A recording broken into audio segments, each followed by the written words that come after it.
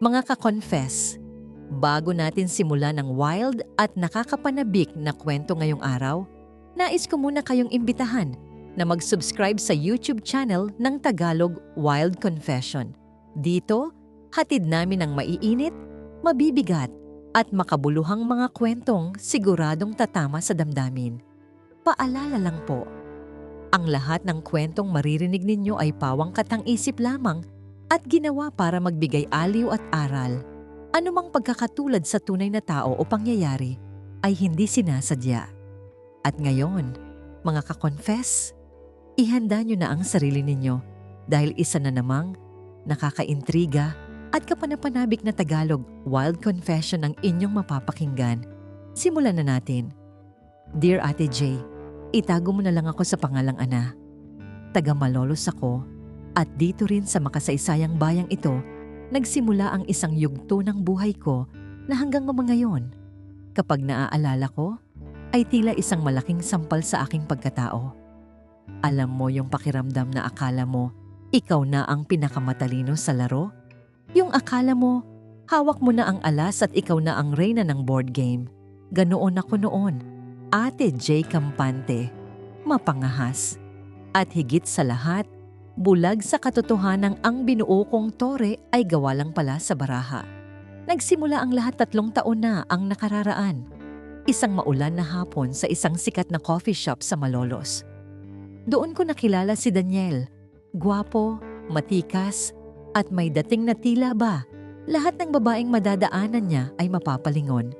Noong mga panahon na yon, galing ako sa isang masakit na breakup, kaya naman ang puso ko ay parang isang tuyong lupa na uhaw sa atensyon at pagdidilig. Noong lumapit si Daniel para itanong kung bakante ang upuan sa harap ko, hindi ko alam na iyon na pala ang simula ng aking pagkatalo. Miss, occupied ba tong seat? Punuan na kasi. Wika niya sa isang baritonong boses na parang musika sa pandinig ko. Ngumiti ako, yung ngiting alam kong pamatay. Hindi naman, sige. Upo ka. Doon nagsimula ang aming kwentuhan. Nalaman kong isa siyang engineer na may project sa Bulacan. Matalino siya, Ate J. Masarap kausap. Hindi nagtagal. Naging madalas ang aming pagkikita. Sa bawat paglabas namin sa Barasuain Church, sa bawat pagkain namin ng ensaymada at kakanin sa palengke, unti-unting nahuhulog ang loob ko sa kanya. Pero may isang malaking pero. Alam kong may asawa siya. Alam kong may Arman, ang kanyang bunsong anak, at isang asawang nagngangalang May na naghihintay sa kanya sa Maynila tuwing weekend. Pero imbes na lumayo ako, lalo akong na-challenge. Sa isip ko noon, bakit ko bibitawan ng isang lalaking nagpapasaya sa akin? Kung hindi siya masaya sa asawa niya, bakit hindi ako ang pumalit? Napakamaling kaisipan, di ba Ate J? Pero iyon ang lason na dahan-dahang pumasok sa sistema ko. Nagsimula kaming magkaroon ng relasyon sa ilalim ng mga anino. Sa Malolos, kami ang bida. Ako ang legal sa paningin ng mga kaibigan niya rito dahil ako ang laging kasama. Pakiramdam ko, nananalo ako. Pakiramdam ko, masigit ako kay May dahil ako ang pinipiling makasama ni Daniel sa araw-araw.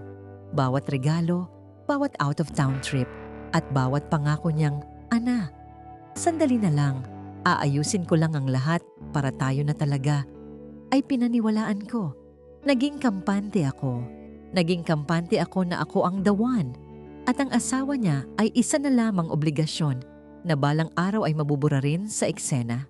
Isang gabi, habang nakatambay kami sa tapat ng Kapitolyo, hinawakan niya ang kamay ko ng mahigpit. Ana, salamat dahil nandito ka. Hindi ko alam kung anong gagawin ko kung wala ka sa tabi ko habang malayo ako sa pamilya ko. Doon dapat ay nagising na ako. Ang salitang pamilya ay isang paalala na mayroon siyang pundasyong hindi basta-basta matitibag. Pero anong ginawa ko? Ngumiti lang ako at sumandal sa balikat niya. Sa isip ko, maghintay ka lang May. Mapapasa akin din ng buo ang lalaking ito. Hindi ko alam Ate J na sa bawat hakbang na ginagawa ko para mapalapit sa tagumpay na inaasam ko, ay mas lalo lang akong nahuhulog sa isang malalim na hukay na ako rin mismo ang humukay. Akala ko, ako ang magaling na player. Akala ko, ako ang makakakuha ng premyo sa huli. Pero ang tadhana, mahilig magbiro sa mga taong mapangahas.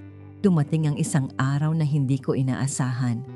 Isang tawag mula sa isang hindi kilalang numero ang bumago sa daloy ng aming masayang kwento.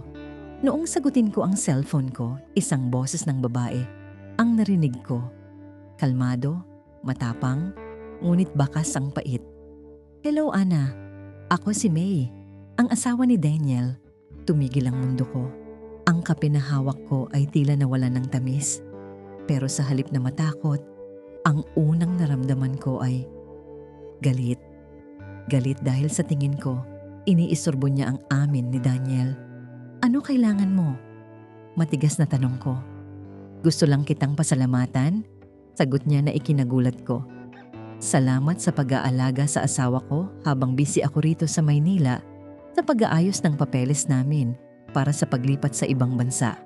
Salamat dahil naging libangan kanya para hindi siya masyadong mainip." Doon nagsimulang gumuho ang kumpiyansa ko. Libangan? Ako? Sa Malolos? Ako ang reyna. Pero sa kanya, isa lang pala akong pansamantala. Dito ko naisip, Ate Jay, sino ba talaga ang nilalaro? At sino ang totoong talo sa aming dalawa? Ang boses ni May sa kabilang linya ay hindi nanginginig. Wala siyang galit na isinisigaw. Walang pagmumura na karaniwang maririnig mo sa isang asawang naggagalaiti sa selos. At iyon ang mas nakakatakot, Ate Jay. Dahil sa bawat salitang binitawan niya, nararamdaman ko ang lalim ng pundasyon nila na pilit kong tinitibag pero wala man lang palang gasgas. Anong libangan? Pabalang kong sagot, pilit na itinatago ang kaba sa dibdib ko. Mahal ako ni Daniel. Hindi mo lang matanggap na sa akin siya masaya ngayon. Dito sa Malolos, ako ang kasama niya. Ako ang inaalagaan niya. Ikaw, naiwan ka lang sa Maynila habang siya ay nandito, bumubuo ng bagong buhay kasama ako. Narinig ko ang isang mahinang tawa mula sa kanya. Isang tawang tila ba naawa sa akin. "Ana, hiya. Alam mo ba kung bakit siya nandyan sa Malolos? Dahil kailangan niyang kumita para sa huling yugto ng plano namin. Sa susunod na buwan, aalis na kami patungong Canada. Naka-approve na ang mga visa namin. Kasama ang mga anak namin, kasama ang pamilya niya na hinding-hindi niya tatalikuran. Ikaw yung pahinga niya. Kapag pagod siya sa trabaho, ikaw yung outlet niya habang malayo siya sa amin. Pero kailanman, hindi ka naging bahagi ng plano. Binaba ko ang telepono. Nanginginig ang kamay ko. Agad kong tinawagan si Daniel pero hindi siya sumasagot. Isang ring, 2 ring, hanggang sa naging cannot be reached na ang status niya. Doon na nagsimulang pumatak ang luha ko. Hindi dahil sa pagsisisi, kundi dahil sa takot na baka totoo ang sinabi ni May. Kinagabihan, pumunta ako sa tinutuluyan niyang apartment dito sa Malolos. Hindi ako kumatok ng mahinahon. Halos gibain ko ang pinto hanggang sa pagbuksan niya ako. Pagkakita ko sa kanya, hindi yakap o halik ang sumalubong sa akin. Isang pagod na mukha at mga matang, tila gustong umiwas sa tingin ko. "Daniel, anong ibig sabihin nito?" Tanong ko habang ipinapakita ang call log ko. "Tumawag ang asawa mo.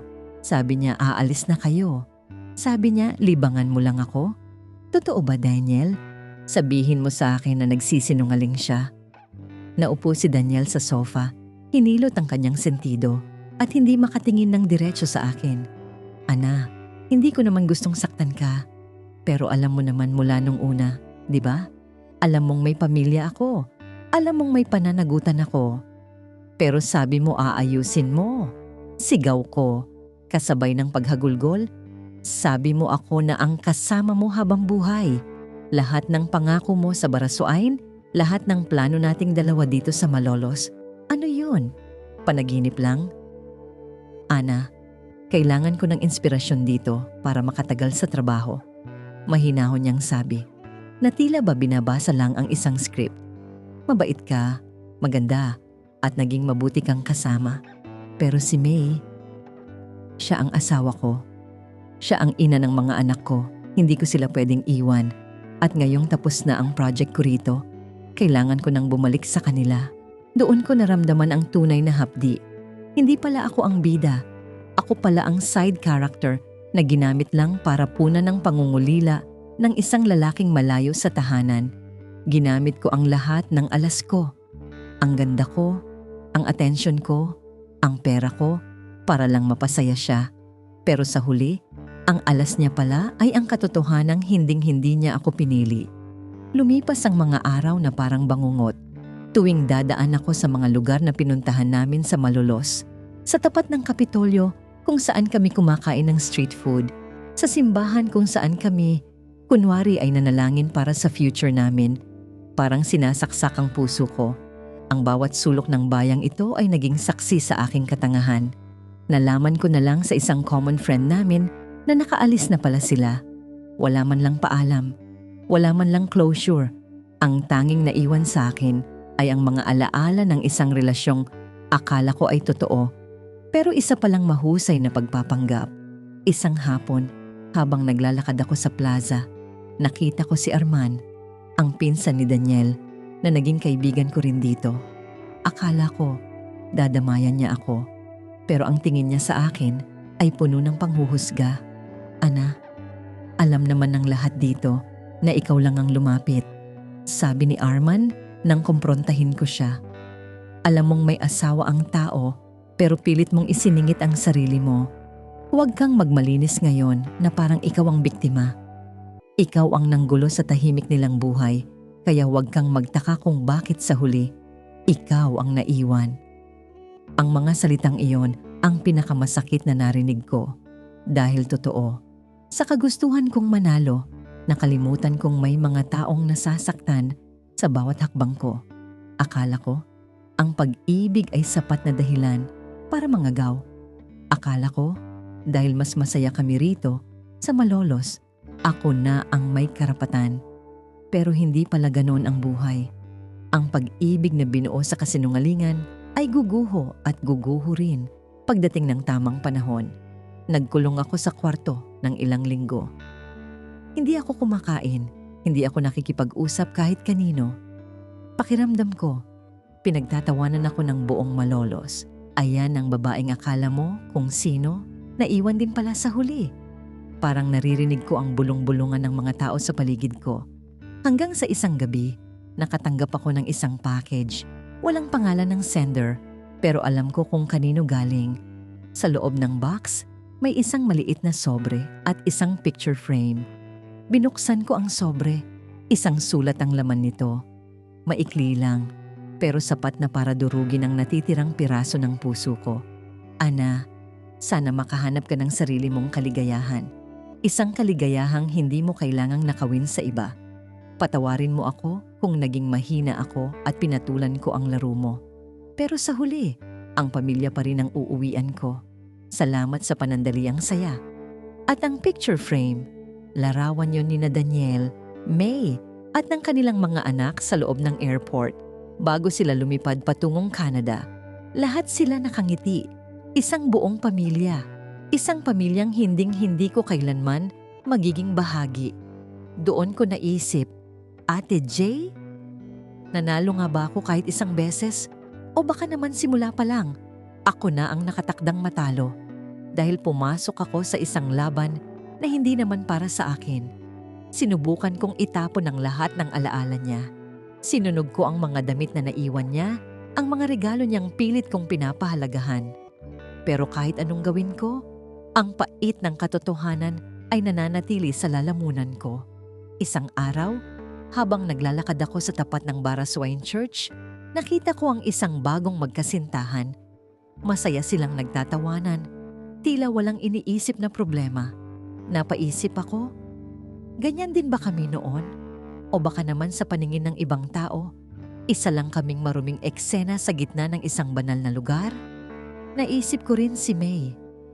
Paano niya nakuha ang lakas na kausapin ako ng ganoon kakalma? Paano niya nagawang patawarin ang asawa niya at tanggapin ito uli pagkatapos ng lahat ng ginawa namin sa Malolos? Doon ko napagtanto na siya ang tunay na nanalo. Hindi dahil sa nakuha niya si Daniel, kundi dahil mas malawak ang pag-unawa niya at mas matatag ang kanyang pagkatao kaysa sa akin na puro pansariling kagustuhan lang ang inisip. Pero ang kwento ko ay hindi pa dito nagtatapos, Ate Jay. Dahil sa kabila ng sakit at kahihiyan, may isang revelasyon pa akong nalaman na lalong magpapabago sa pananaw ko sa lahat ng nangyari. Isang bagay na hindi alam ni Daniel at lalong hindi alam ni May. Isang sikreto na hanggang ngayon ay dalahin ko rito sa Malolos.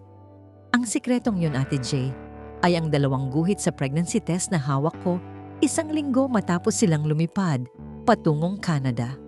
Habang masaya silang nag-uumpisa ng bagong buhay sa malalamig na kalsada ng ibang bansa, heto ako sa mainit na semento ng Malolos, pasan ang bunga ng aming pagkakamali.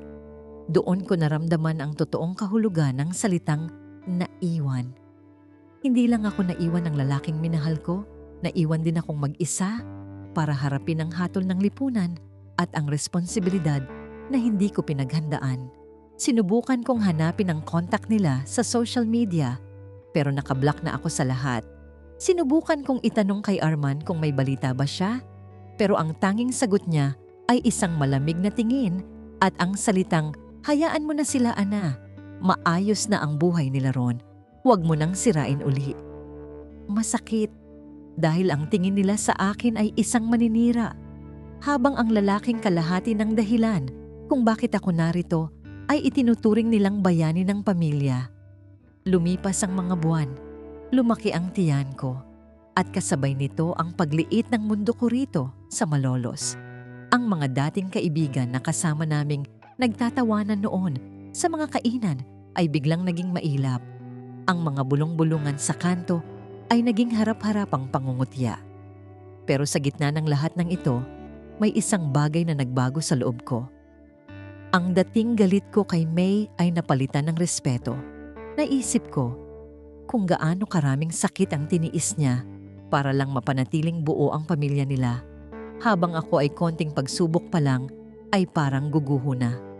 Isang gabi, habang nakatingin ako sa buwan mula sa bintana ng kwarto ko, hinawakan ko ang tiyan ko at bumulong, "Anak, patawarin mo ako. Patawarin mo ako dahil sa maling paraan kita binuo. Pero ipinapangako ko, hindi kita itatago. Hindi kita ikakahiya. Ikaw ang magiging paalala ko na sa bawat pagkatalo, may pagkakataong bumangon."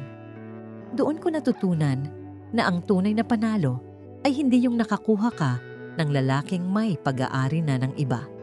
Ang tunay na panalo ay ang pagtanggap sa iyong pagkakamali, ang paghingi ng tawad sa sarili, at ang pagpili na maging mas mabuting tao mula sa mga abo ng iyong nakaraan. Sa huli, ako ang naiwan, pero hindi ako naiwang walang-wala. Naiwan ako na may aral, may bagong buhay na iingatan, at may pusong mas matatag kaysa noon. Sa lahat ng mga kakonfess natin diyan na nagbabalak pumasok sa isang relasyong alam ninyong may masasaktan, sana ay magsilbing babala ang kwento ko.